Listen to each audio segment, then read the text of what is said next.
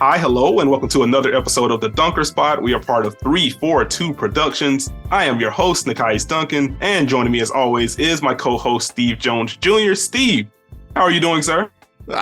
Feeling good, feeling great. Happy to be here, excited to be here. Thank you, Dunkers, for once again embracing your bounce.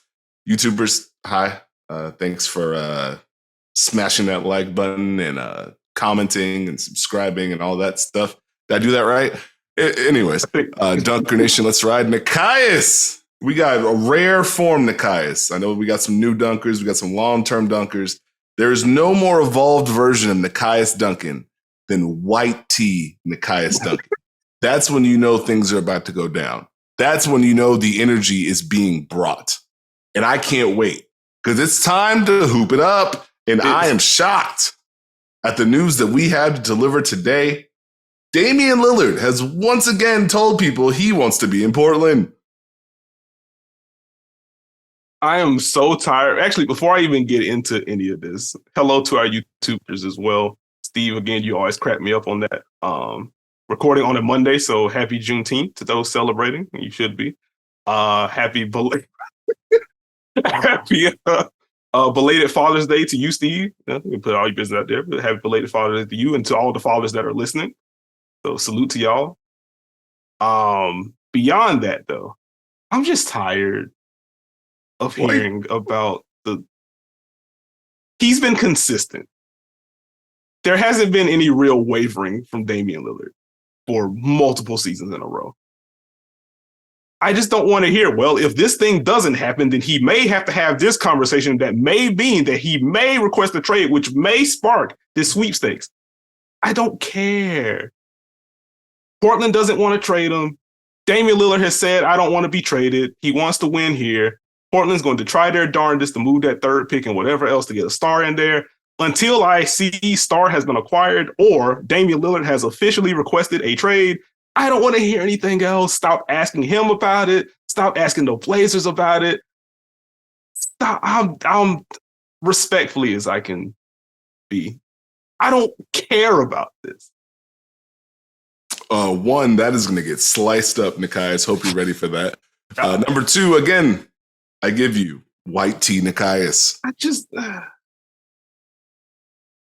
why do we keep doing this? I'm sorry to start the pod like this, but why do we keep doing this for real? We know. And this is all perking up because Bradley Beal was traded and he's naturally the next star you talk about. And we're going to get to Damian Bradley Beal conversation as well. But dang, dog, just let Dame live until we actually get newsworthy stuff. Anyway, quick news on the W front, more injuries, which means more emergency hardship signings. Destiny Henderson, who was waived by the Indiana Fever before the season started, surprisingly so in my opinion. Currently a member of the LA Sparks, played in their most recent game. So it was just cool to see Zaya Cook and Destiny Henderson just repping for South Carolina. So that's cool. Also, I like Destiny Henderson's skill set. I love the speed, the ability to drive, make plays. So I hope she's able to stick as much as she can, or at the very least set her stuff up to stick elsewhere, since with the hardship rules, once the player that she is that opened up the exception, once that player is back healthy, then Henderson will automatically be waived. That's non-negotiable. So I hope that she plays well enough to at least make the Sparks consider some things, or some other teams hey, we need a point guard. And I can think of a few teams that may need some backup point guard help at some point. So we'll see how the Destiny Henderson situation rolls. On the NBA front, Draymond Green opting out of his contract officially. He's going to become an unrestricted free agent. Per Woj, the Warriors have been motivated to sign Green to a new deal. Which, one, I just love how the phrasing just evolves from year to year. Say the thing without saying the year. We see it with Woj in the draft and other. That's just funny. But it does feel like this is very much I'm going to opt out so I can get this new deal, or the last quote unquote big deal for Draymond Green. So I would anticipate he's just back in Golden State in some capacity. But I will pose this question to you. If communications do break down, and it's worth floating out that possibility in light of let's call it a weird season for Draymond Green and the Warriors, dating back to that training camp. If it does become Draymond isn't coming back, there are a few teams with cap space. Sign and trade opportunities will open up from there. Where could you see Draymond Green if things break down in Golden State? It's an interesting domino. if it were to break down. Now, I am with you. I also think he's going back to Golden State. I am interested to see where Draymond would land. I do think he is going to come back to the Warriors. I think it's about trying to get some years on there. My mind always goes to Portland. Like, I don't know how they would do it, but the fit of Draymond with Dame is always something that's intrigued me. And Portland. Yeah. But Dallas, is that the bit? Is it Houston? I don't know. I feel like Draymond could work elsewhere. I'm sure there's going to be a Lakers joke somewhere, but I think the best version of Draymond is with Steph and the Warriors. I got you. Like, Portland is interesting, and I guess I'm putting the Dame stuff to the side. Aside from that would be a cool pick and roll pairing. But beyond that, I do wonder like how Portland plans to bolster the roster beyond, hey, what can 3 and Anthony Simons get us? Because I do think like they're going to bring Jeremy Grant back, barring something unforeseen happening. And so that money's going to be tied in. I would imagine they try to move Nurk for someone, but I don't know what the market's going to look like or what a deal will look like there. So for me, it's just like, from a salary perspective, it feels like if you're doing sign and trade situation, like it would have to be like Nurk, maybe he's going to a third team, but it feels like Nurk would be the piece in that regard. And then maybe it's Nurk going to a third team, Nasir Little going to Golden State or something, especially in light of like the Jonathan Kuminga trade rumors and stuff like that. Maybe that's how they start trying to reconfigure the wing/forward room. That would be interesting. There was just like the 5 Reasons Sports folks, like the rumblings about Draymond in Miami. Like, I don't quite get that one. Like, I get it from like a personality standpoint, and also like they build the boat on defense, and you have Bam and Draymond ideally, and Jimmy Butler. Like, that just seems insane. But also, we just saw a Miami team hold Denver's offense well under their normal offensive rating and lose in 5 because they could not score enough. So I don't know if Jimmy Butler, Draymond, and Bam on the court together is the way to go about that. Especially in light of, we talked about throughout the finals, the Bam usage, like, hey, let's space him in the corner and we'll flow into this, this quick handoff on the opposite side. Like, if they're already doing that with Bam, I don't know if you want to, like, Draymond's better at it, obviously, but that just feels too much spacing adjacent or spacing restricted for me, for that to be a serious consideration. I think beyond that, though, Indiana would be interesting, honestly, as I think it through. That would be a fun one. They just need a singular 4 would be cool in Indiana. But like, Miles Turner shoots well enough where you could play him and Draymond together. They also play fast enough to where some of the Draymond spacing stuff won't really matter that much. And just the connective synergy you can see with Tyrese Halliburton and Draymond Green, I think that would also just be fun. And the Pacers defense was very bad last year. So that would be a fun one. Houston is one that I just keep an eye on just because they need vets in the room, and Draymond is still a very good vet. They also need more of a defensive infrastructure. And if they are leaning more into, okay, Alperen Şengün is just our 5 of the future, and we are really going to, with the new coach, we are really just going to take the training wheels off. Let's see what this is. 32 minutes, sink or swim, whatever. Having Draymond alongside him, especially if you're going to have Şengün at the level consistently, I think that would be helpful.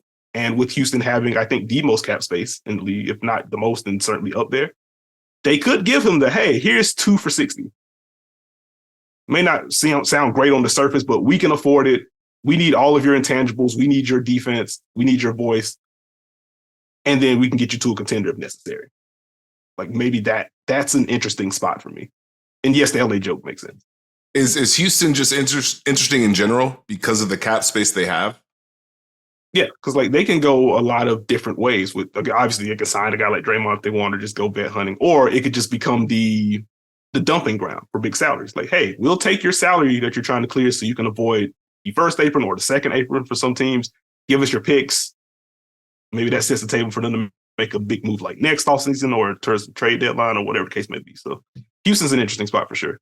Or they do that Detroit Pistons thing when they had a bunch of cap space and use it on Charlie Villanueva and Ben Gordon?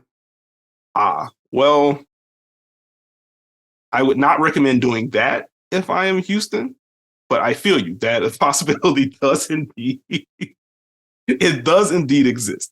But like I think that's kind of where I go. I guess here a question I'll float to you as well. Now that I'm like thinking through this live.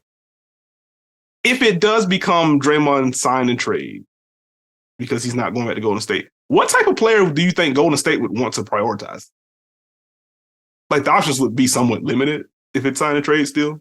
But like what would you think they would try to get back? Because you're not going to get a Draymond, obviously. But I would say someone who could play 3 and 4, ideally, or at least defend multiple positions. Someone with an elite skill set. Like I don't know. It's hard because they also did the D'Angelo Russell thing where, hey, we just need to get something back. Yeah. So I don't know if they lean like young player or like established veteran who could do Draymond adjacent things or could roll well or, I think there's a lot of different options when it comes to that. Mm-hmm. And like, that's why I just find it interesting because Draymond is such a unique talent because if he couldn't play make and kind of direct things in the offense the way that he does, like the spacing would just make him and Kevon Looney untenable if he can do that stuff. And then obviously you zoom out. That clearly doesn't work if you don't have the shooting of Steph, Clay, et cetera, to really open up what Draymond can do as a playmaker and what Kevon Looney can open up as like a high post hub and stuff like that. So even trying to get someone back for Draymond is like, I don't know. Like you have more leeway because you still have Steph, but it's also like, man, is this a situation where Golden State really feels, oh, Draymond was really doing a lot that we may not have noticed. And so we have this young player that we kind of thread the needle with, but it's definitely not the same. And then also, it's not like Steph Curry's like 27. So like I would understand them trying to trend younger, but part of the issue that we've seen with Golden State over the last couple of years is like, how do we work both of these timelines? How do we get someone that can help us now versus help us in the intermediate term plus long term? How do we thread that needle? And now it's Steph being another year older. And then you're losing Draymond, who was he was your defense to a degree. Like, I don't know. It's fun talking through this. And again, I think we're both in agreement. Like Draymond's probably just coming back to Golden State, so it may not matter. But a fun thing to think about nonetheless. Are we ready to get to the big one? It's time. It's time for everyone to heal and Beal. Heal and Beal. Beal or no Beal. Beal of Fortune. I had a lot of brainstorming. Like, hey, what to name this pod now? But anyway, Bradley Beal. What we know for now is that Bradley Beal is being traded to the Phoenix Suns. Reporting is still rolling in. There may still be a third team element with Chris Paul going elsewhere, which that can also be a secondary conversation. He's already linked to the Clippers, but that isn't like set in stone yet. But Bradley Beal, Jordan Goodwin, and latest report I saw, Isaiah Todd also going to Phoenix. Chris Paul and Landry Shamet is the outgoing salary for the Suns going to Washington or insert mystery third team here. A lot of second round picks. I think they have up to 6 second round picks they can trade. I don't know if it's all of them yet. Still waiting on details to roll in. Some pick swaps. I think they have 2 first round pick swaps available at the moment. You can flame me in the comment section if I got that wrong. I'll make the correction on the next pod if necessary. Steve knows very well I will correct myself if necessary. But that seems to be the framework of the deal. So first, Steve, your initial reaction of it just being Phoenix, and then your thoughts of the fit with Bradley Beal in Phoenix. I was shocked. I underestimated Phoenix in all of this. Like we talked about it on the last episode of the pod. I was curious to see what the market was going to be for Bradley Beal. Mm-hmm. Teams are always going to look to win and improve, but to me, it felt like a window scenario. Like, hey, we have this, we need to extend it. This is our move. And I failed to put Phoenix in that category, forgetting that Matt Ishbia, every single thing he's done has been to try to win a championship. Think about the fact that in, 4 months almost? 4 or 5 months? Phoenix now has Kevin Durant and Bradley Beal, along with a new coach and et cetera, et cetera. If Coach Michael Malone was calling timeouts to ask, do you want to win a championship?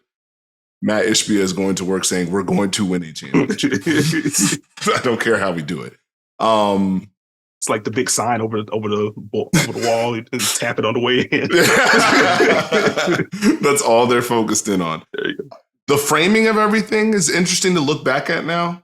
to where, hey, they're going to work with Bradley Beal, and hey, here's some possible teams that may want to do it, and some teams that definitely don't.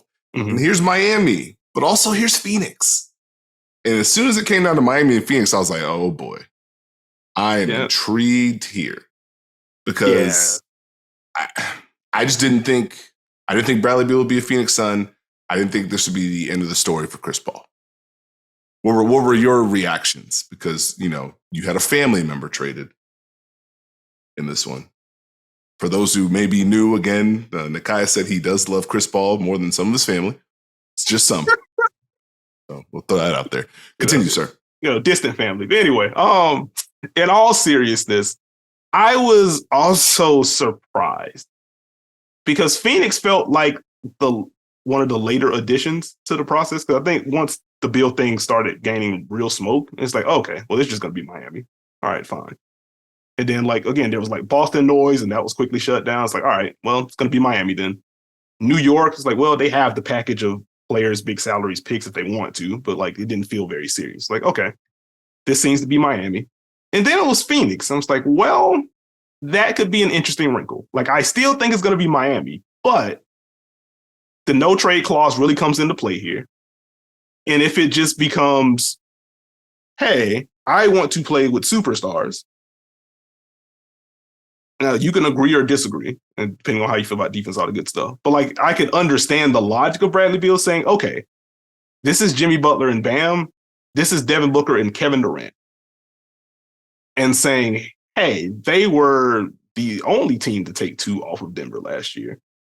And they did so with Devin Booker losing his mind, Kevin Durant being very good, not quite losing his mind. And Chris Paul, you could take pull-ups if you want to. Campaign, you could take pull-ups if you want to. Josh Kogi, you could shoot if you want to. Torrey Craig, you shoot if you want to, et cetera, et cetera, et cetera. I can understand Bradley Beal saying, well, shoot, if this is going to be the cost, it's like, again, Chris Paul's salary, and we don't even know if he's going to stay in Washington or not. Landry Shamet, it's like, okay, if you're just inserting me into this, and now I get to play off of Kevin Durant, and I get to play off of Devin Booker, which, to that point, now that I'm thinking about this, think about where Bradley Beal is coming from in Washington, where he had to direct a lot of the offense. Especially like post John Wall. And like the big, you know, he had Russ for a little bit and he was gone. And from there, it's, okay, Monty Morris is setting me up now.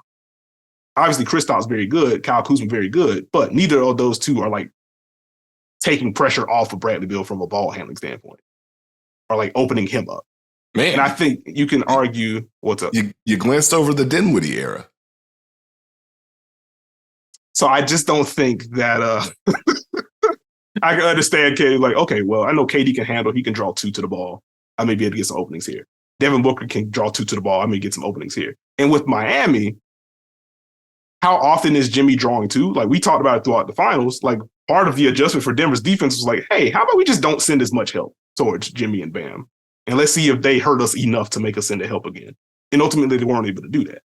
Obviously, Bam can open you up with some of the handoffs and stuff like that. But I can see Bradley Beal saying, I just want to get off ball again. And like, I can take over and handle the ball if necessary, but I want to get some easier looks for myself than I've had to create, that I've had over the last couple of years. If that factors into the thinking, then it makes some sense that Bradley Beal chose Phoenix over Miami. Even if I feel like, you know, you look at the teams and where they are, Miami was just in the finals. It's not like he was going to take a lot for Miami to get Beal either. Like, I think Bradley Beal in Miami is a better fit than Bradley Beal in Phoenix. I do understand why he chooses Phoenix, though. And so that's where it's like, okay, this is surprising, but the more I think about it, I get it. I have a question for you. Okay. What did you think about first when it came to this trade? The no trade clause or Washington looking to get some sort of picks, maybe Miami not giving up as much as Phoenix would have? That's a good question. I think my first thought was just the no trade clause, because like we just wouldn't be here if not. And the fact that the competing packages were, here's Chris Paul and Landry Shamet, and you don't really want either one of those, versus here's Kyle Lowry and Victor Oladipo if he opts in, plus like one of Haywood Highsmith or Nikola Jovic. And if you're taking Jovic, then you're just not getting picks or whatever. You know, so I'm not doing reporting, but it's, in short, it's that instead of, hey, here's DeAndre Ayton versus Tyler Hero. It's just like, okay, well, Washington, this is why you don't give the no trade clause. And again, this is not slander on Bradley Beal. You get your money, you deserve it. You get the no trade clause, you deserve it, and you utilize it the way you see fit.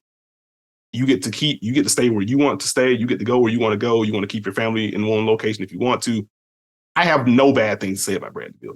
This is like Washington. Why would you put yourself in this kind of corner?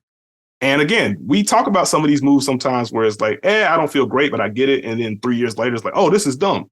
We didn't need hindsight for this one. I want to say everyone. A lot of people saw the writing on the wall of how this could play out or how it would play out, and we are here. So no trade clause is definitely my first thought in this regard. It's funny you mentioned writing on the wall. I know that can apply to Washington. To me, it also applies to Phoenix. I can't not think about the dynamic, if you go back to the 2021 playoffs, when Chris Paul did whatever he wanted with Denver's defense, with their scheme, dropped, get to the level, made all the plays he needed to.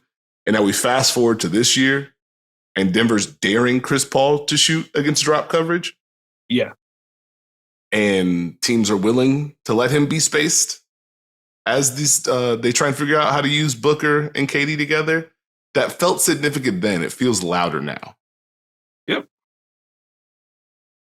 And again, that's why the bet makes sense for Phoenix. It's like, okay, sure, there are going to be some limitations moving forward in terms of team building. Like you are the second apron at this point. Like you think they have 4 players under contract right now, and they're already basically knocking at it. It just is what it is. I guess I kind of respect the bet though. It's like, okay, if this is what we're working with, we're just gonna go all in on the elite talent. If we're already here, let's make the bet. We saw what Devin Booker can do. We know what KD can do. And now we just have a full offseason plus regular season to fully acclimate him. However, we build this roster out. It's the first offseason that we have to really round this thing out. And like the harsher restrictions kick in next offseason. So like this is the one for a little bit of leeway at the very least. Try to build things out. So I get it. And again, if you are Phoenix and you just say, okay, our biggest issue is that we could not score with one of KD or Booker off the floor. In light of like Denver, again, ignoring people, or you get dropped or we just ignore you depending on who the player was. And we now put Bradley Beal into this. Our starting offense is just better. If we put one of those other stars on the bench, we have Bradley Beal to showcase some things and he can get to the rim. It's just better. And to the rim point, because I have been on this with Phoenix basically since Chris Paul got there. It's like, hey, somebody's got to get to the rim here. Last 3 seasons for Phoenix, percentage of shots to come at the rim. 30th, 30th, and 30th per cleaning the glass. That is not an easy thing to do. And it's not like Brad Beal is like anti-mid-range either. Like he will very much live in that range as well. Among high-volume drivers last year, he was 8th in drives per 100 possessions. I think that's important, especially in light of how different the context is. And now if you're saying I'm playing alongside Devin Booker and Kevin Durant and they can space the floor and the driving lanes become wider now. And frankly, I may just not get the best perimeter defender because they may be allocated towards Devin Booker instead of me. And the best wing/forward defender is allocated towards Kevin Durant. It may be even easier for Devin Booker to drive to the basket, about 24 drives per 100 if you want that number. Devin Booker was at 18.1 per 100 last year. Kevin Durant was at 12.5. So the rim pressure is going to be, you don't even want to know what Chris Paul's number was. What was it? It's going to be lower than, yeah. So very helpful that Bradley Beal can be added to this offensive equation. Like, I don't think that moves Phoenix from 30th in rim rate to like 7th or anything like that. But if they're 21st instead of 30th, that gives them a healthier shot diet. And if he's just able to get into the teeth of the defense more, that's more catch and shoot opportunities for Devin Booker, ideally. That's more catch and shoot opportunities for Kevin Durant, ideally. And it just makes the shot profile more holistic. It makes it just difficult for defenses to deal with when those 3 on the floor together. So I get the overall bet. I do wonder, like, what is the next move? Is it just let's build this out through free agency? Because obviously they don't have the draft picks to do it at this point. Is it just build out through free agency? Do they make a move with DeAndre Ayton? I'm inclined to believe that they do try to turn like the $20 in DeAndre Ayton into a 10 and 2 5s, or like a 10, a 5 and 3 1s, I guess, to try to round it out and shave some money in the process if they can do that. That would be my best guess as someone that does not have sources. But I am curious to see what Phoenix does in that regard. What do you think they should do with Aiden? Do you like the big four and like giving Frank Vogel the shot to see what it looks like? Or do you think they try to reconfigure with him? Well, here's the tricky part. That's kind of the piece to make a move. There's two options. DeAndre Ayton is pretty much the one that's going to get you either player X or pick X or whatever. Mm-hmm. So if you want to have a little bit of wiggle room, you probably have to move him. If not, you got to lock in and hope you nail every single margin on the minimums. Mm-hmm. And that's where it gets tricky. So I guess it would depend on the offer. I would imagine they may move him, just like math. They may have to. Mm-hmm. But it just wonders what's the market for him right now. You know, and who wants to really add another piece to this Phoenix program? Yeah, like I guess that's where my thinking immediately goes. Ayton would have to go, I guess ideally Ayton goes east. And then you do the thought exercise of, okay, who are the Eastern Conference teams that could use DeAndre Ayton? You know, a few months ago, it was Indiana because they literally tried to sign him. And Phoenix was like, actually, no, we're just going to match that, which neither here nor there. We had that conversation on the pod already. We're not doing that again. But Miles Turner had himself one heck of a year. So I don't think that Indiana's looking there anymore. And even if Phoenix want to say, hey, here's DeAndre Ayton and some picks. Oh, wait, we don't control our draft anymore until like 2030 in light of picks being out of the door or the swap rights with Washington. So it's kind of funny. Phoenix really meant it when they said they don't care about the draft, huh? Oh, no, they actions and words. You can agree or disagree. I don't think that's super ideal. Like, you know, we've talked about like Miami system and getting the undrafted guys or whatever. Like they still got Hero in the draft and they got Bam in the draft. And that's important. That is important. And in light of the new CBA and those things kicking in, some stuff kicking in this offseason or the new league year this offseason and some stuff kicking in next offseason, like the draft's going to be very important. You're going to have to hit on the margins, especially those contenders that are going to be in the tax and bumping up against that second apron if they get that high.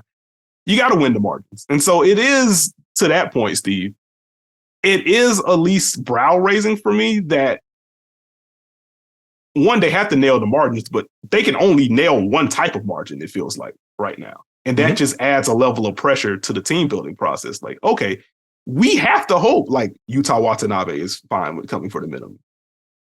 And we have to hope that whichever their own free agents that they have with, like, bird rights or non-bird rights, okay, we may have to pay them a little bit more just so we have some tradable stuff.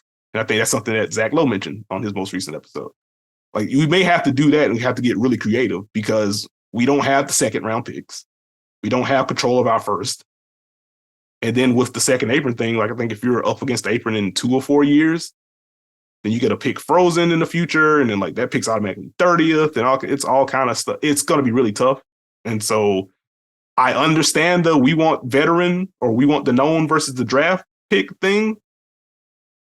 Y'all better win a title. Oh. Because it gets really, not even like narrative-y. It's just like in terms of the investment and the restrictions that you now have from team building. Like they're not going to have the mid-level exception, the stuff with the picks, et cetera. Like you have to win a title to make this worth it. If this just becomes we made a conference finals and we made a finals and we lost to Boston or whoever else, that's success. But in light of what you gave up between the Beal deal and the KD deal, you not being able to pivot really because of like the new aggregation rules, if you do try to sell off pieces, this is your team. This is your core. Again, I don't care about the narrative stuff. You know how I feel. But like in terms of the moves, you have to win a title within the next couple of years in order for this to be worth it. Now, the interesting part is of the gamble they've made.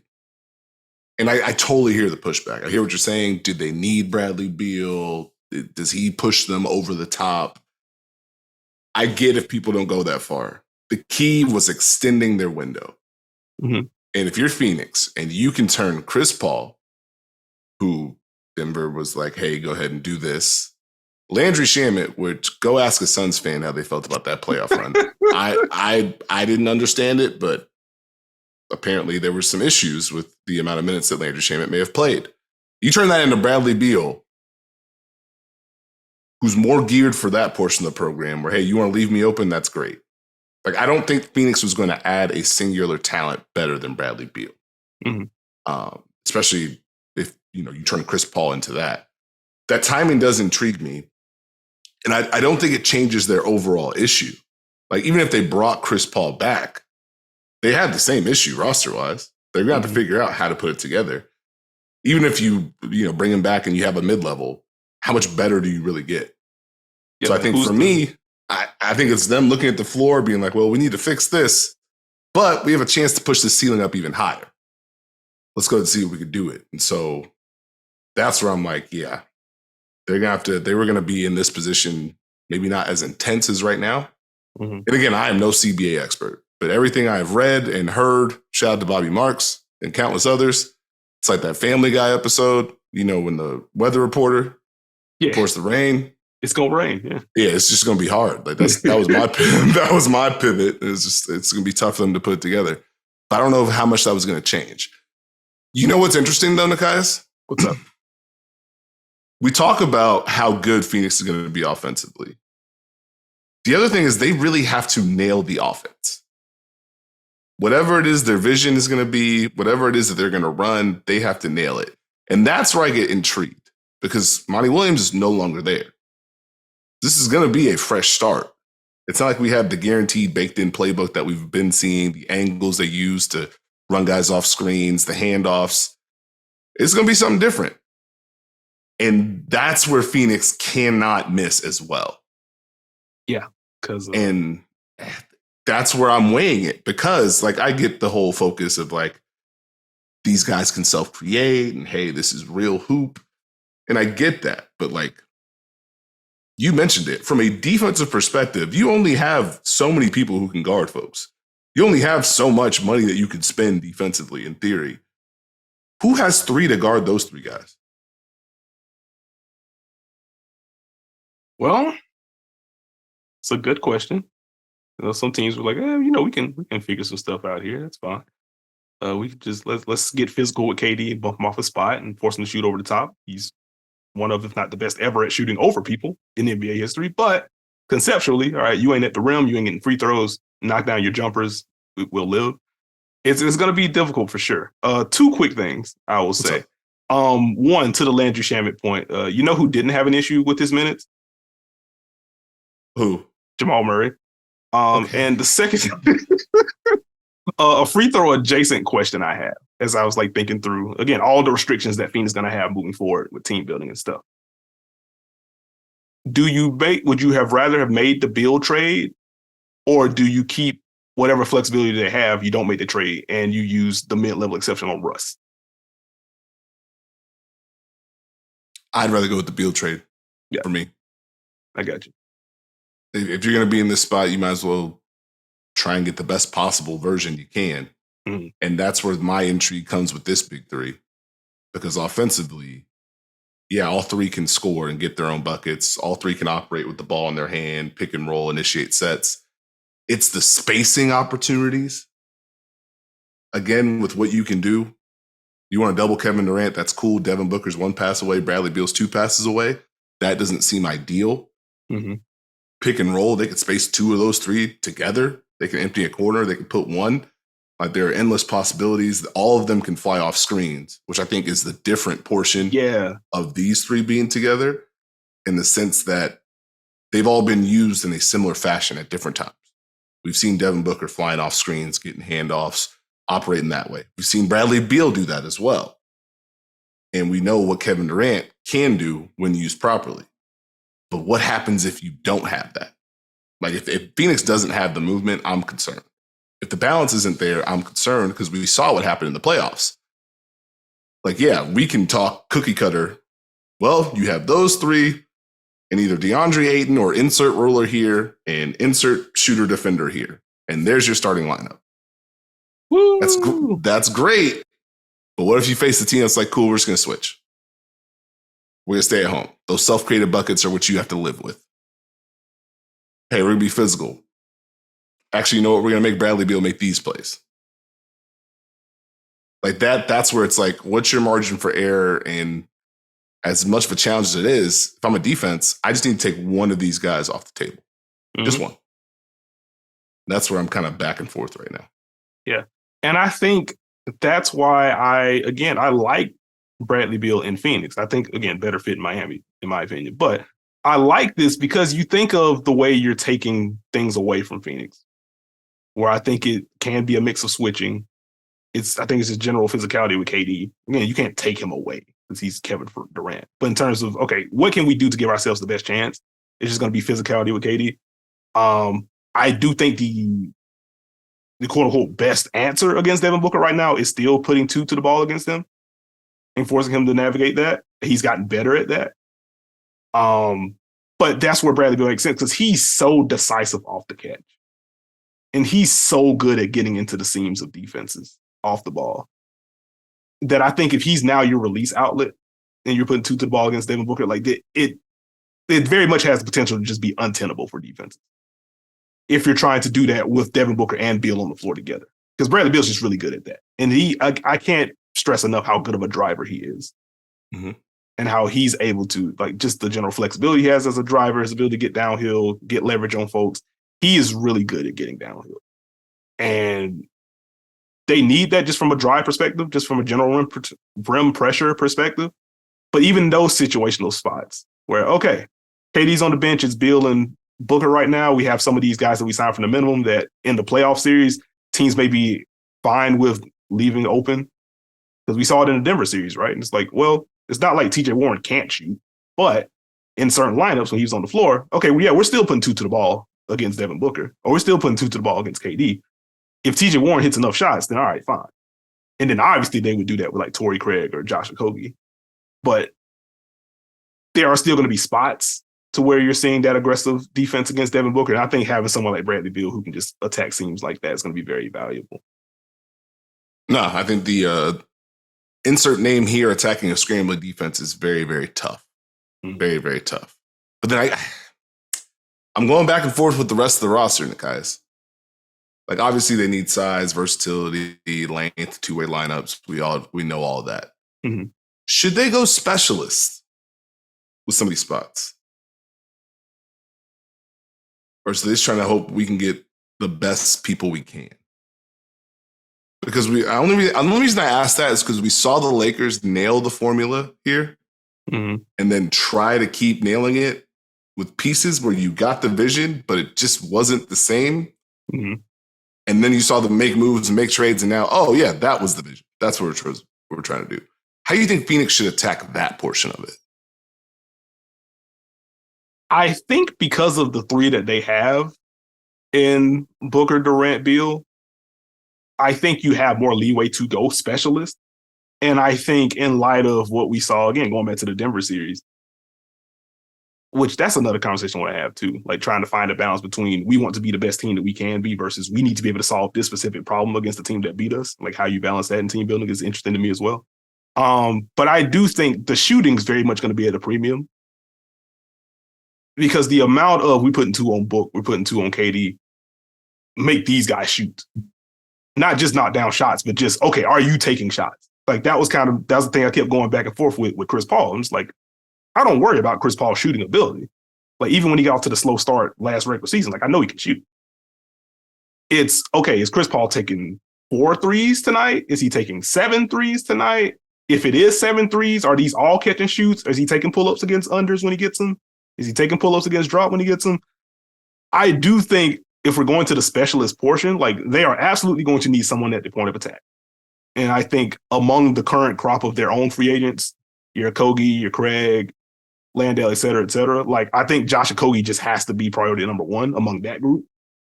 Like, hey, we are starting you alongside Beal and Booker and KD. And if it's Ayton, cool. And if it's insert center here, also cool. We need you to defend guards. Because we're not giving Bradley Beal that assignment for obvious reasons.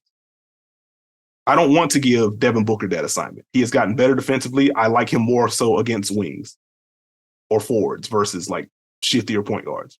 Like we saw Devin Booker pick up the Russell Westbrook assignment in the first round last year. And it was mostly fine. And then you go look at some of those numbers like, didn't end up being as fine statistically anyway. But Book did a fine job. You just don't want him on quick shifty guards if you can help it. We need Josh Okogie to pick up your insert all-star caliber guard here in the West. But then beyond that, they need shooting. They need shooting. Every team needs shooting, so duh. But I just keep going back to how many guys were left open in that Denver series. They can afford to go specialists in that regard, which is why like the Utah Watanabe rumbling is interesting to me. Like, okay, he's a guy that just knocked down every corner three in sight for like 3 months.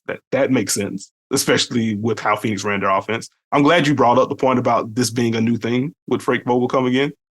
I am curious to see how creative he gets with what could just be the most talented offensive roster he's ever had. Actually, I think it's just fair to say this is the most talented offensive roster he's ever had.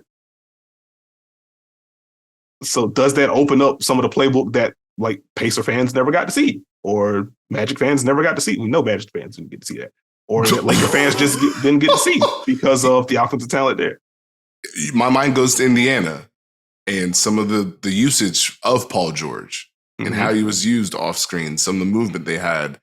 How much of that can he tap back into? And again, he's had some time away. And generally, when you have some time away, you got some ideas of things that may work. So that plus having done it already, plus these three together, I think the options are endless. You just got to make sure he nails the system, the lineup, the looks they're trying to do. What's their tempo? What's their pace? Half-court offense going to be huge. It can't be what the Lakers were. That's not what this group is. You need to use their strengths to your advantage. Use that movement to your advantage. It's actually, while we're here, it's actually kind of funny. Do you think they just asked Frank Vogel, hey, that whole vet minimum thing, you can do that again, right? Hey, do they like you? If so, we thinking of some things we could do here. We may need you in the pitch meetings. Can you sell a vision? It wouldn't surprise me, no. I briefly mentioned like the point of attack thing. Like, I think they should bring back Josh Okogie. Call me NBA nerd if you want. I like that he got Jordan Goodwin in this deal. Very quietly, one of the best point of attack defenders in basketball last year for Washington. One of the few joys that I had with watching Washington last year. Like, he is getting after it. That's cool. So assuming he sticks around, and he absolutely should, I would envision a role for Jordan Goodwin. Now the question becomes, within a playoff context, hey, will he make enough shots for teams to just not ignore him? That can get a little dicey. Like, I think there is like some pick and roll craft there, but like, does he have enough to where defenses are worried in a playoff setting? I can't get there. So Jordan Goodwin, not the answer, but I will tell you now, I'm very excited to watch him in Phoenix. I think that's a good stealth ad. I like it. Those are the type of players that Phoenix is going to have to find and develop and mold.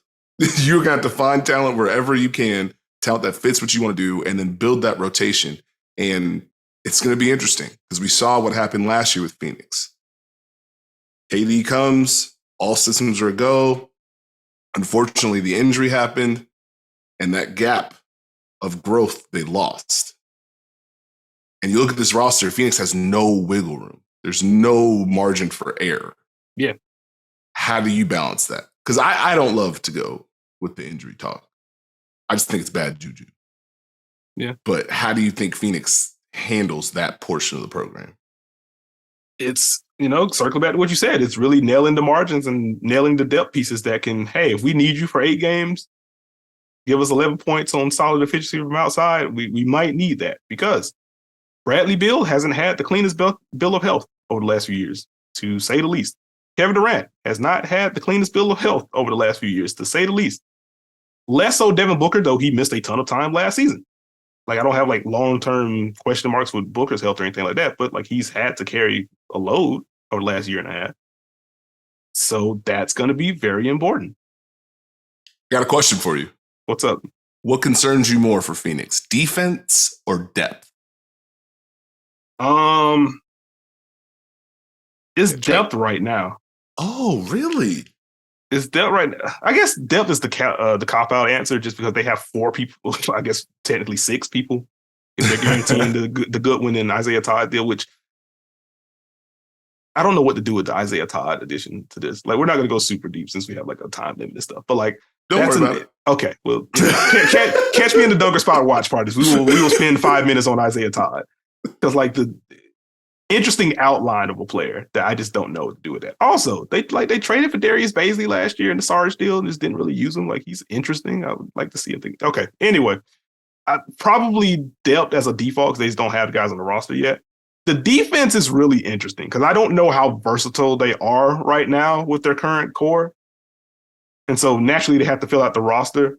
And like Frank Vogel making the comment like, hey, I love having that elite rim protector back there. And here's DeAndre Ayton, who like at his absolute best was just, okay, he's scheme versatile. He can switch if we ask him to. He can get to the level if we need him to. He can play drop and be fine. It's not like he shutting down the paint like Roy Hibbert was in Indiana. And he certainly wasn't Anthony Davis. So like, I do wonder if they keep Ayton, what is their base? Like, I would just assume that it's just going to be some switching 1 through 3. KD is going to depend on who he's defending, how much rim protection and stuff he can provide. And then Ayton is just going to be matchup dependent. Might need you closer up here. I don't think it's going to be a full switch with Ayton. If they do move Ayton, who are you getting to kind of unlock everything else? Because like the screen nav on this roster among like, because Brad just ain't great at it. See, I got him going with the defense, folks. Come on. Because like Beal ain't great at it. And like he's certainly had some off-ball warts as well. Like he hasn't been a good defender for a minute. Like we've seen him lock in before. But a lot of that was early in his career. And like at a certain point, and I've made this case with other players, like at a certain point, I can't keep doing when he was in his 3rd year and locked in, he was really good. Like I got to that point with Shea, like now he's got to be better. And to his credit, he was this past season. Made a similar case with Russ. I was like, hey, I remember the early OKC days. He was never like elite, but like I've seen this. But the off-ball stuff kept adding up. Screen nav started getting worse. And it just got to that point. So Bradley Beal's going to have to prove it. I do think switching probably makes the most sense right now. And I think if that is the case, like it alleviates some of the concerns that you have with Bradley Beal defensively if you're just switching a bunch of stuff. But I think scheme versatility is a fair question right now. I'm intrigued. Obviously, a lot of we won't know until they fill out the roster, but the potential for them it's more based on can they get a defense that does enough? That's where I'm at. Mm-hmm. Can we do enough to handle different teams, different personnel? Can we just not be a leaky faucet on that end? And that's what I'm trying to see what Phoenix can do there. The depth, to me, it feels just important for the playoffs. Mm-hmm. Like they're going to need to be able to have some different lineups. But this is the interesting part of having a new coach and everything. You're not tied to anything outside of your big 3 or big 4. Mm-hmm. So a guy like Darius Baisley, who you mentioned, well, this is a whole new thing. You have an opportunity to prove yourself, earn these minutes. And that's where I'm intrigued. How does Phoenix get those guys together? And which direction do they go in? Mm-hmm. And like, even to bounce off of that, like, I think the depth question for me, it just, can we get enough regular season value out of y'all so then we can ramp up to 39, 40 minutes with our core 3 once we hit the playoffs? If they don't nail the depth, then I'm worried that we have a situation to where, hey, Kevin Durant, Bradley Beal, Devin Booker are 3 of the top 14 in minutes played per game. As the Phoenix Suns wins 54 games, cool, but also, who's the first round opponent? And then you got to make this long playoff run from there. And that's beyond like the health concerns with at least 2 of those 3. So they're going to absolutely have to nail it. How do you feel about I mentioned like low post a little bit earlier. They were talking about some of the playmaking. How do you feel about the collective passing ability of the core right now? I like it a lot. Okay. I think Devin Booker's improved. I think Bradley Beal has shown that he can make those plays. I think it'll be potentially easier for him based on some of the sets that Phoenix could run, some of the personnel he's out there with. Mm-hmm. And I think KD slept on as a passer, especially with the attention he brings with double teams. So it's not a huge concern for me. Where are you at with it? I think I'm fine with it. Again, like just going through the Bradley Beal rant last week, and it's like, well, you know, his teams hasn't won, he's missed game, he stinks. It's like, no, that's not the case. I do think Bradley Beal is a better playmaker / passer than he's given credit for. Like, I don't think he is of the like Trae Young variety where, hey, you just run 65 ball screens a game and dice up a defense. He's not that. He's more so, let me tilt this defense and make the reactive read from there. There is some manipulation present. So, like, that's fine. Like, I do think there is going to be I don't know, like, it's a weird thing, right? Because, like, Chris Paul is just a much better passer / playmaker than Bradley Beal. But Bradley Beal can tilt a defense way more than Chris Paul can. So, like, how many of those passing windows are going to be available? Like, in the half court, like in transition or early drag, stuff like that, then yeah, Chris Paul can still get it done. So like I think there's going to be a drop off from what it was last year, but I don't know how much of a drop off. And even if I think Phoenix will take the minor drop off in this if we just have more scoring versatility overall. And I think that's what Bradley Beal is going to provide. And then once you look at it within the playoff lens, like, okay, this is a guy that you just cannot give drop to comfortably at the very least. I think they take that addition versus the drop in playmaking. So not super concerned there. Any other closing thoughts on this deal? I'm good. I think we covered most of it from a Phoenix perspective. Do you want to talk Washington? Do you want to talk Chris Paul? We can talk Washington. We can talk Chris Paul. I've already been like mean to Washington, so I'm not going to rehash all of that good stuff. I am curious to see if the rerouting thing with Chris Paul is what's going to happen. I would imagine that's where they want to go. I wonder who the non-Clipper teams are, since we're still talking about trades at this point. Like, I don't think Washington waives Chris Paul. I very much think this is Chris Paul gets rerouted, or Chris Paul is just going to be in Washington for half a season. And then he's moved somewhere as someone sees him. Oh, Snoop. Chris Paul's averaging 15-9 in Washington. That's neat. I wonder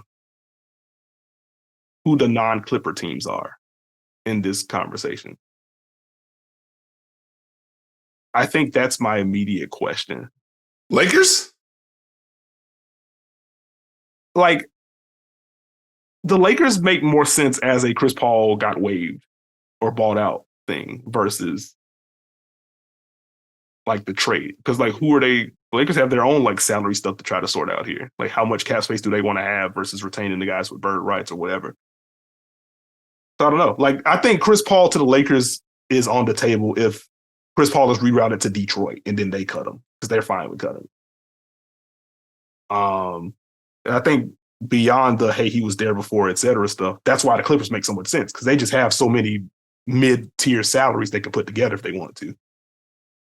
Like, they can just throw Robert Covington's money in there. They can throw Eric Gordon's money in there. They can move Marcus Morris if they want to. And it's not like the Wizards will be taking on long-term money if you combine like two of those three to make the Paul deal. So I think that's where it makes the most sense. Beyond that, like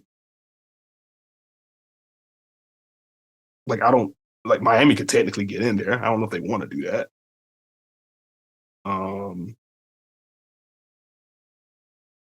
With like Jake Fisher and others have reported like Boston is like fielding calls on their guards. Like I'm probably not flipping like Brogdon and something. Like are you doing like Brogdon and Gallo for Chris Paul? Like probably not. No. So like I am firmly waiting. I'm waiting. I got you. So I was like, y'all can hit me up next week. That's what I'm saying. All right, fair enough. I guess that caps that then. Best of luck to the Suns and also the Wizards, and I guess we will see who the mystery third team is whenever we get that, or if we get that. Now wait a minute. You think you're getting off? No, I got a couple of extra questions for you about Chris Paul. Okay. Do the Clippers solve their real point guard issue with Chris Paul and Russell Westbrook? I mean, between the two, here's someone that can direct our offense. Here's someone that can get to the rim. If we could just combine these two, maybe. Okay.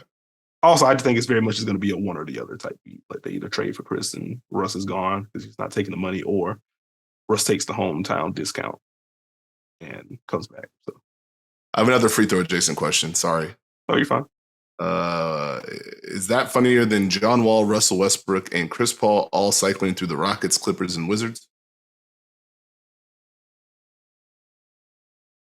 Oh, Lord. That's... Yeah. Like, there's a joke. I can't make it on the pod, but like, yeah, it's just kind of wild. It's fun. My last one was gonna be how much would you pay for Chris Paul's actual response? But then I was scrolling and it says he was very much surprised. He found out via text message from his son, and he said it is what it is to the New York Times. Matt and Isaiah must have wanted to go different. Okay, so now I have a secondary question. So if we remember, Chris talking about like one of his children, like I guess being teased in regards to him not having a ring. Like, is this the same child that received that had to relay the news? Does that also open up another like pathway for jokes? Or like it's summer vacation at this point, right? I would imagine you roll over those jokes until like August or whatever the school year start. I'm just trying to figure out how this works.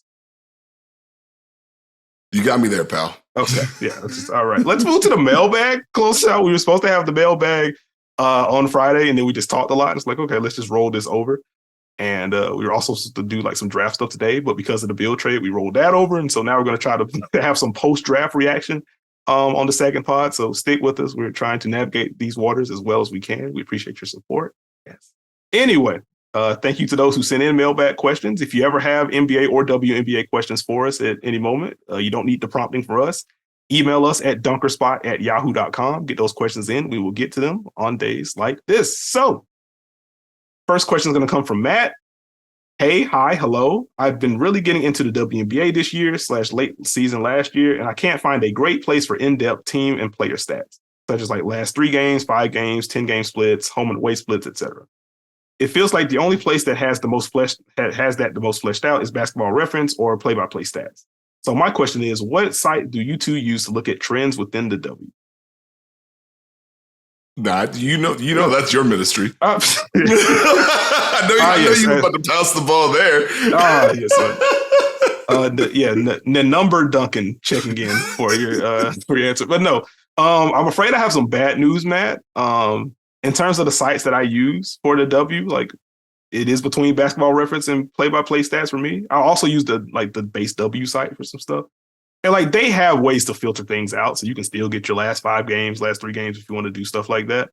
The only other,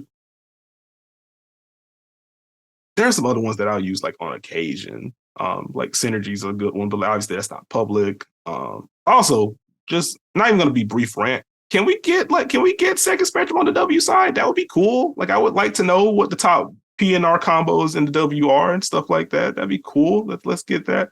Or, just give me a login if it's already out there. It's going to make that public plea. Anyway, no, So that's why that question was in there? No, it's not. We just found the real meaning. That man tried to throw a self-lob through a mailbag question.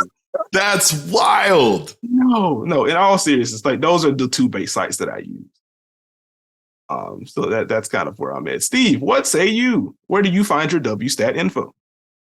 I go to the W site. Okay. I keep it basic. Again, I don't know why you asked me. Well, the listeners want to know, so there we go. All right. Well, this question is going to be more up your alley. Question from Connor. Hey, Nekias and Steve, day one listener and several-time emailer here. Love the pod. Thanks for 3 years of stupid bits and ever improving audio. Don't know how to feel about that, but thank you. A Liberty question that I've been thinking about recently. What do you guys think Betnijah Laney's role can be with this team? It feels like after 2 breakout years with Atlanta and New York, she's getting squeezed with the injury she dealt with last year and then with the enormous influx of talent this year. This was an email question like earlier in the month, so numbers not going to be super up to date, but she's only at 6.7 field goal attempts this year. That was through the first 4 games. But the minutes and effort are there. Do you think her role is going to be more as a spacer or ball mover, or are there things they can do to unlock her scoring a bit more after proving she can handle it? So I guess I'll just ask you a general, Steve, like how have you felt about Betnijah Laney's usage this season? Well, the field goal attempts are up to 7.9. I've liked what Betnijah Laney has brought to the table for the Liberty the last 2 seasons, honestly. Mm-hmm. I think last year when she came back, we saw the aggression offensively, but more importantly, A, the Liberty needed someone to defend, and B, Betnijah Laney said, I'm totally fine being that person.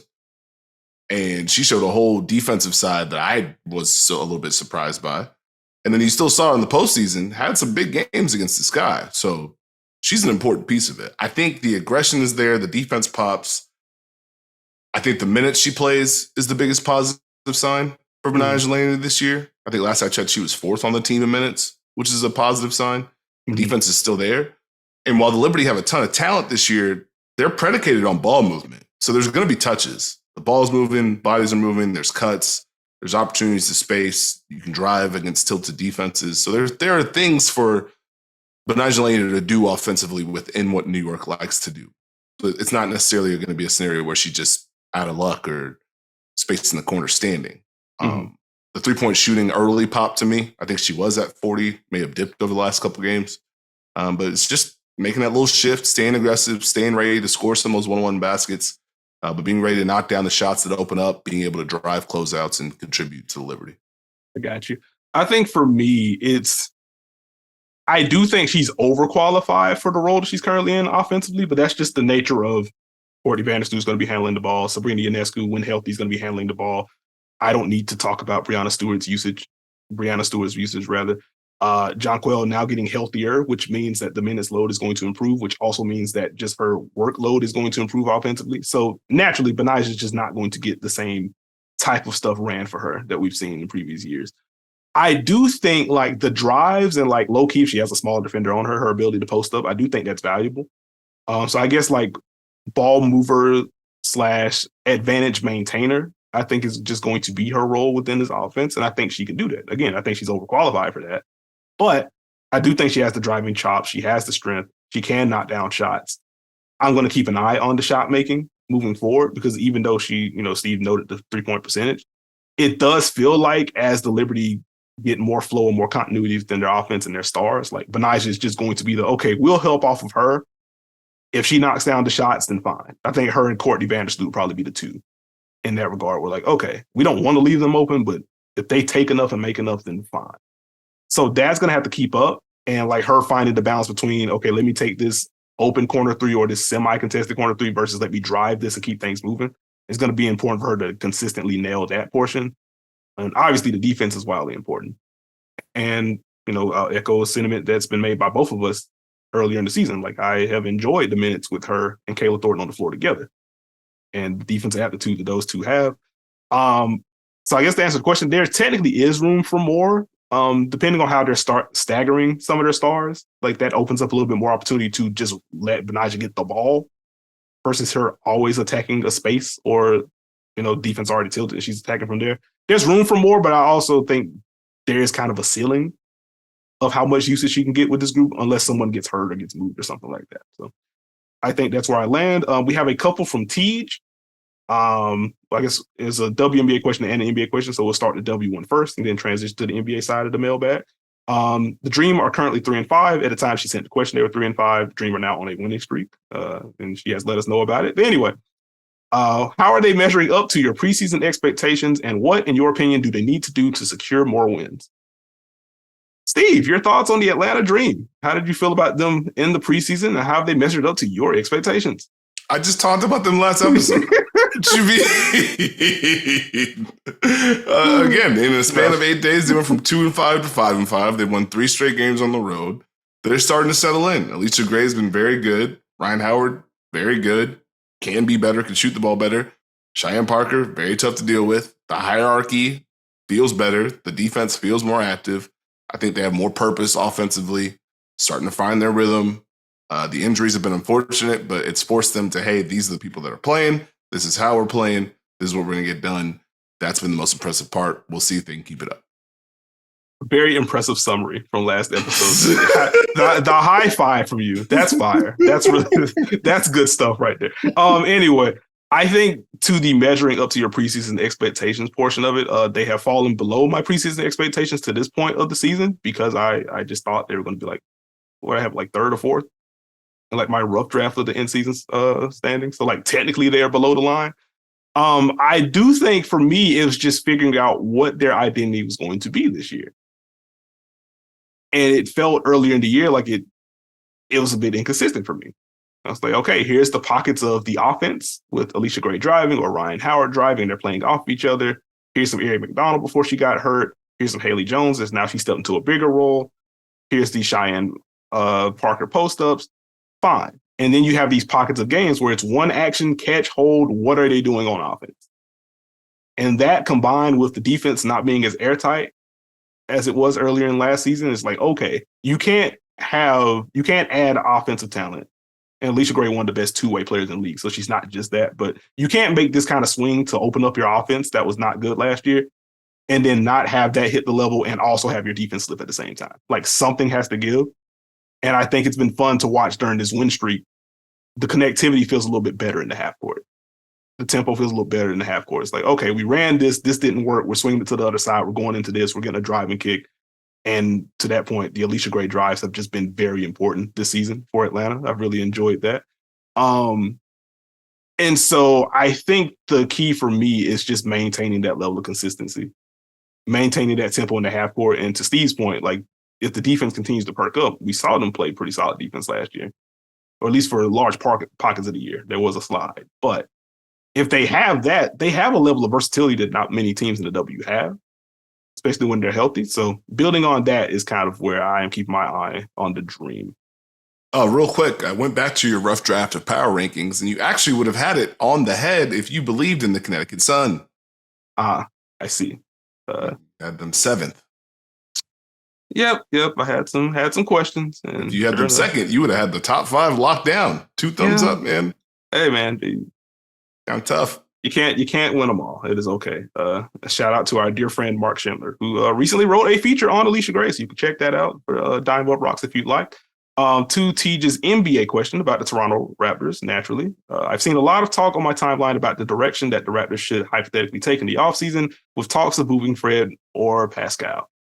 If Fred were to be moved, or in this case, just go to a different team via free agency or sign trade, whatever the case may be, what would the Raptors be looking to get in return to help the team grow? The Raptors are going to be interesting because my biggest question is, what is this team going to look like? Mm-hmm. Like, what's the next domino that's going to fall? Like, you got Jakob Poeltl, and you saw, okay, there might be something here, but who's going to be left? And where do you pivot? Because it's not just, hey, do you move Fred? What does Pascal get you? And so which move do they go with first? And what dominoes clear after that? But, like, the tricky part for me is that, what, D'Angelo Russell, you are a Toronto Raptor? Boy. Like Tobias Harris, you are a Toronto Raptor? Like, what's the pivot going to be? Like, I don't think Freddie's going to be the main move. For me, it's what do they do with Pascal? Do they tap the OG button? Or is he now just going to graduate to the Miles Turner, John Collins trade rumor Hall of Fame? God. So, I mean, I hate to say it, but number one is just to have a vision to where you're going to pivot to next. That's my biggest thing. Okay, I got you. I think with Fred, like, I think if you're moving him, one, you just want to get more size in the backcourt. Like, if you could, it may not have to be D'Angelo Russell, but I do think if you're losing Fred, you're going to need someone with pull-up equity, though. Because as frustrated as some Raptor fans were with Fred VanVleet, like, he was kind of there. He was the lead guard there. And he was their best pick-and-roll creator. And you saw what post All-Star break looked like when he had Jakob Poeltl. It's like, here's a big that can screen and also like navigate within 10 feet of the basket and stuff. Like, this is cool. I can get to these shots a little easier now. So I do think you're just going to need someone that can take on at least some of that burden. Again, it doesn't have to be D'Angelo Russell. Like, that's just a funny concept to me. But like, you will need that type of player, I feel, if you're going like the sign and trade route. I do agree with you. Like, the bigger move is going to be with one of those wing/forwards. I actually have like an OG free throw playing a little bit later, but I got you. Yeah. Pascal, like that, this seems primed for the Pascal for like Anthony Simons and 3 and whatever else, to where you kind of thread that needle. Like, okay, let's reset the timeline a little bit. Let's get that pull-up thread in Anthony Simons, who's one of the best shooters in basketball. That's cool. Same, along that age path. That feels like the type of needle that could be threaded this week. We'll see. Again, I don't have reporting. I'm just thinking conceptually, like what makes sense. But yeah, I'm with you. It has to be one of those other two. I think Fred just leaves outright, or it's a sign and trade for someone that you're not getting someone as good as Fred VanVleet. That's where I land there. Next one coming from Oded. Hey, Nekias and Steve, just wanted to say thank you for everything you do. I've been a fan since day one, all the way from Israel. All right, very cool. And I really appreciate the work you're putting in. The question is about the Dallas Mavericks. The Mavs are dealing with an issue at the center position, and I've been thinking about what kind of player they should go for. On one hand, getting a traditional big makes sense considering their struggles with perimeter defense. On the other hand, in the conference finals run, they had success with more agile and mobile bigs like Dwight Powell and Maxi Kleber. What do you think they should do? Love the question. Thank you for the support. I'm afraid I've got some bad news. Oh, no. They need all of those bigs. Like the biggest problem, or one of the biggest problems for Dallas, was the fact that all of their bigs went backwards.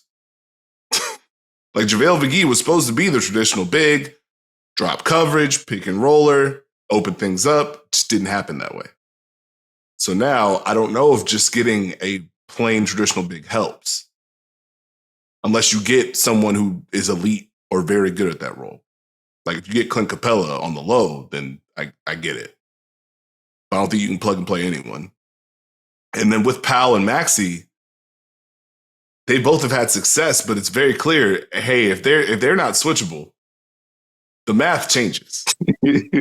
So you definitely need multiple bigs.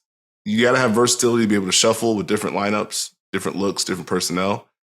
But I go with the defense.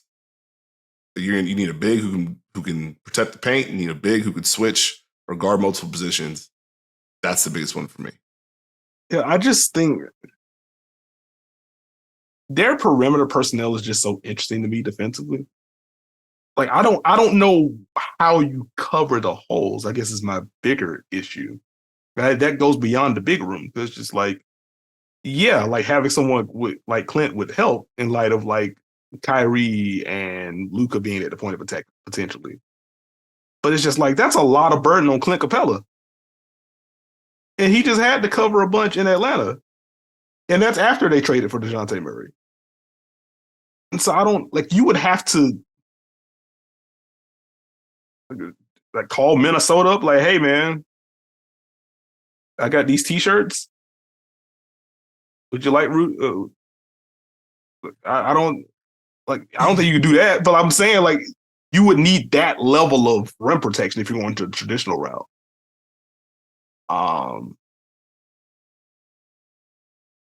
Because I get the idea of like having the more switchable big. It just, I think my biggest answer is like, I have more issues with like what's in front of the big than the bigs themselves. So basically, Dallas's guards can't make it work. Is that what you're saying? They have to. I need to see more for them to make this work. I think it's just kind of tough. I said it don't matter. Y'all ain't got no guards who can defend. That's not what I was trying to go for. But like, hey, it's making it tough for me to just answer this question because like I see, to the questioner's point, like I see the case for let's get more traditional big. And let's get switchable or coverage versatile big. But like it's tough to thread that needle. So that's I feel you. Yeah. So I guess I think I would lean traditional big if for no other reason than like it would just be easier to acquire one of those if they're trying to make a move in that regard. But yeah, I think they just have like some roster wide issues like with their defensive infrastructure that they have to solve in order to get to where they want to get to. Last pair of questions is going to come from Michael, which I will offer a quick apology because we did the mailbag last week. Michael did have 2 questions about Bradley Beal and potential landing spots, but naturally Bradley Beal was traded yesterday. So those were off the table. So my apologies, Michael. He does have one, which is question left here. New Jim. It's essentially, how do we feel about Wes Unseld Jr. as a coach? And is there anything we would like to see him do differently next season? I'm going to be intrigued to see what he does this next season because there is no Bradley Beal. Mm-hmm. You're no longer leaning on how do we fit this around him offensively. So now what stamp do you put on this team? Can you get the defense right? What is your offensive philosophy going to be? I think he runs a lot of good sets. I think he got the most out of Beal and Kuzma and Porzingis. I think that was good. It's about consistency for me. And it's about, can you now build something that's going to last throughout the season, if that makes sense? Yeah. As opposed to, hey, the Wizards are defending. Oh, wait, what happened? Hey, the Wizards are scoring. Look at all this stuff. Oh, wait, what happened?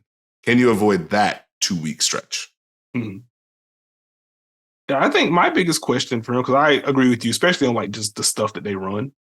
Like I've watched Wizards games, like, okay, this is cool. Like if the personnel was a little bit better, like I could really see the vision of what this could be, like across the board.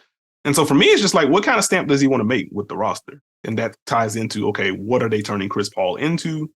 If it does become a 3-team deal, stuff like that. And from there, like, okay, if this does trend more defense heavy with the personnel, can they lock in? Because like we've seen stretches, like the first 10, 15 games of the season, like it wasn't like the defense was awful. And we've seen what he can do with three high level offensive players. So you can blend them together. Like I like Bradley Beal screening for Kristaps and vice versa. And unlocking Kyle Kuzma in some different ways. So like there's definitely like an infrastructure there, or there's like a base level of creativity that he has offensively.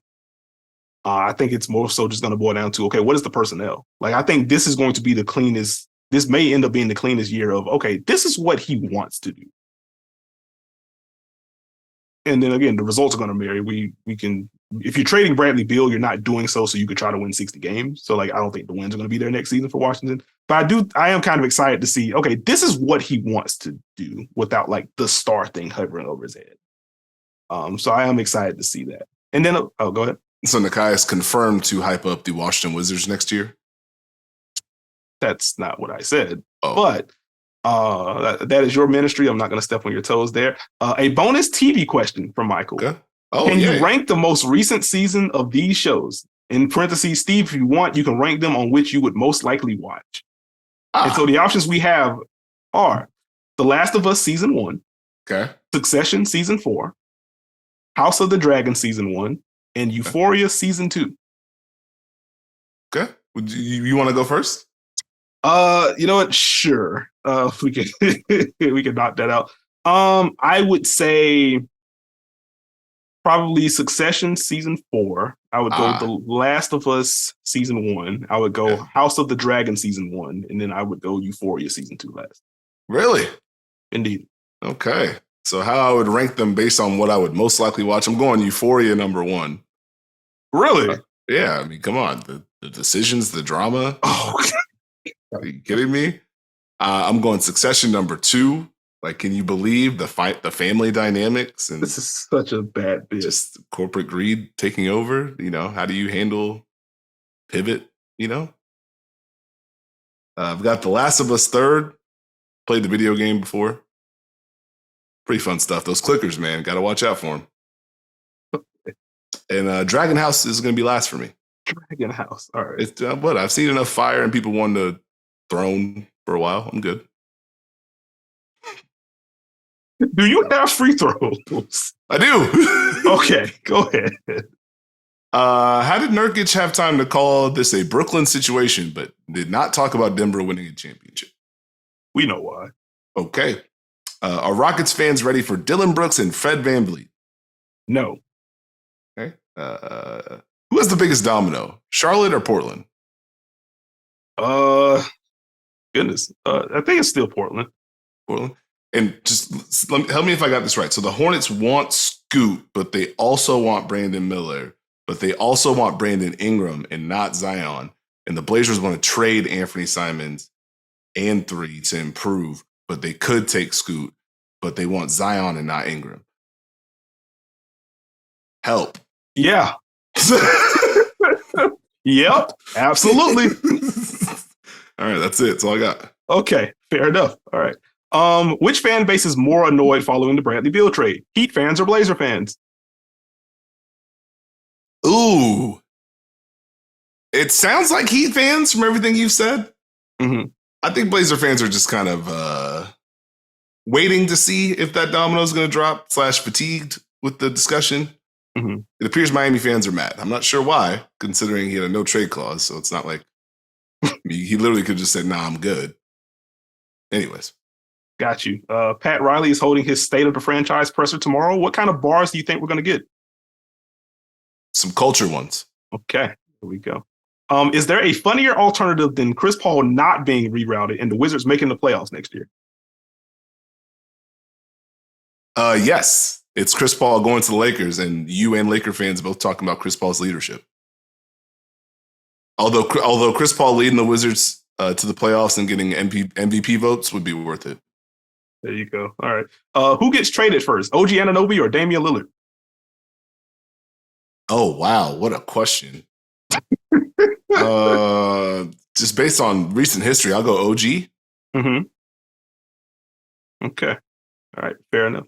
On the W side, Kelsey Mitchell or Marina Mabrey this year? Marina Mabrey. Okay. Alicia Gray or Arike Ogunbowale this year? Give me Arike. Okay. I'm going to run this one back. Shakira Austin or Ezi Magbagor? Ezi's been very good this year. I'm still going Shakira. Okie dokie. My last two. Why did Fever Socials do that? Now, see, my favorite part is I don't know what they did. I see. Got you. Yeah, it's. Do I want to know what they did?